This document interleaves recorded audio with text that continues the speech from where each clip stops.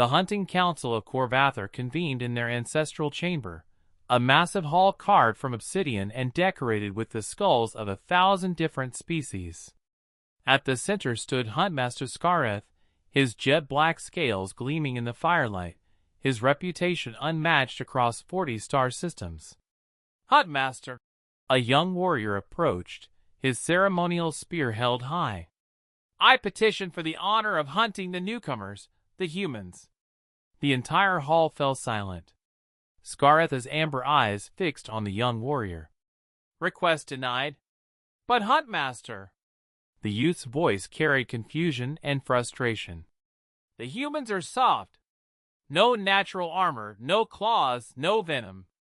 They come from a death world, yes, but they are weak individually. I have studied them."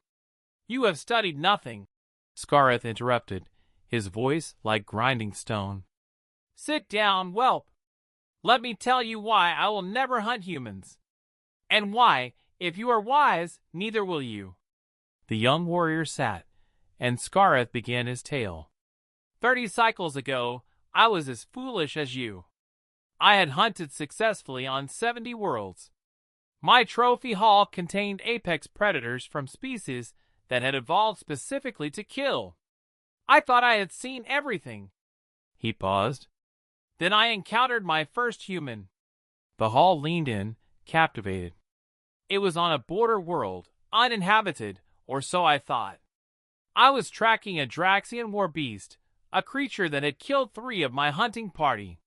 Deadly, intelligent, nearly unstoppable. Scareth's claws clicked against the stone floor.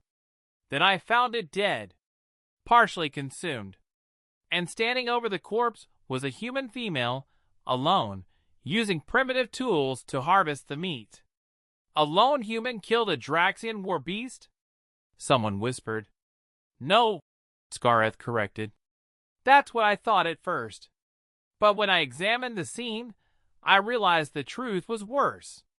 She hadn't killed it, she had trapped it, wounded it, and then tracked it for 3 planetary rotations while it bled out, staying just far enough away that it couldn't reach her, but close enough that it couldn't rest."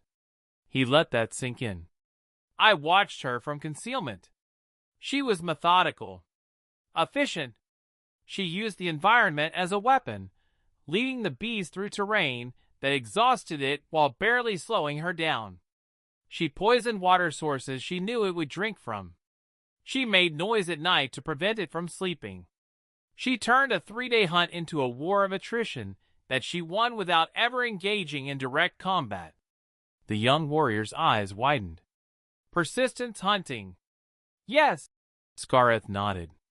"An ancient human technique. But I didn't know that then. I only knew that this small, soft creature had defeated something that had killed 3 of my best warriors. So I decided to hunt her." He moved to the center of the hall, his posture tense with remembered fear. "The hunt lasted 14 days. 14 days where I used every skill I had learned in 2 centuries of hunting. And she evaded me. More than that, she learned my patterns. By day 7, she was leaving signs that she knew I was there. By day 10, she was leading me into disadvantageous positions. By day 12, he paused. By day 12, I realized I was no longer hunting her. She was hunting me." The hall erupted in disbelief. "Impossible!" someone shouted. "You are Scareth the Undefeated." "I was," Scareth said quietly. "On day 13, I stepped into a trap. Nothing sophisticated, just a simple pitfall covered with local vegetation. I fell 15 meters onto sharpened stakes that she had harvested from local flora. 3 stakes pierced my armor. I should have died." He gestured to the scars on his torso. "She climbed down to where I lay bleeding. I prepared for death. Instead, she pulled the stakes out, treated my wounds with local plants that prevented infection, and left me with water and food." His voice grew hollow. "Then she continued on her way. She could have killed me easily. Instead, she saved my life and left. Why? The young warrior asked. That's what I asked when I finally tracked her down again, unarmed this time, seeking answers. She said. Scaretha's translator struggled with the human phrase. She said she wasn't hunting me for sport, just trying to survive. She said if I wasn't trying to kill her, she had no reason to kill me. He looked around the hall at the assembled hunters. Do you understand what that means? I spent 14 days hunting her with lethal intent. She neutralized me, a hunter who had never been defeated, and then chose mercy. Not because she couldn't kill me, she had already proven she could, but because in her moral framework, unnecessary killing is wrong. Scaretha's claws scraped against stone. I researched humans after that. Do you know what their planet did to them? It made them the ultimate endurance predators. Humans can track prey for days, weeks even. They can survive injuries that would kill most species. They can adapt to nearly any environment. They can eat almost anything. And most terrifying of all, they can choose not to kill when they have every advantage. He fixed the young warrior with an intense stare. We hunt for honor, for sport, for the thrill. Humans hunt for survival. And when they're not hunting for survival, they extend mercy even to those who would kill them. That kind of restraint, combined with that kind of capability, makes them the most dangerous species I have ever encountered. The young warrior lowered his spear. So we fear them? No, Scareth replied. We respect them. There is a difference.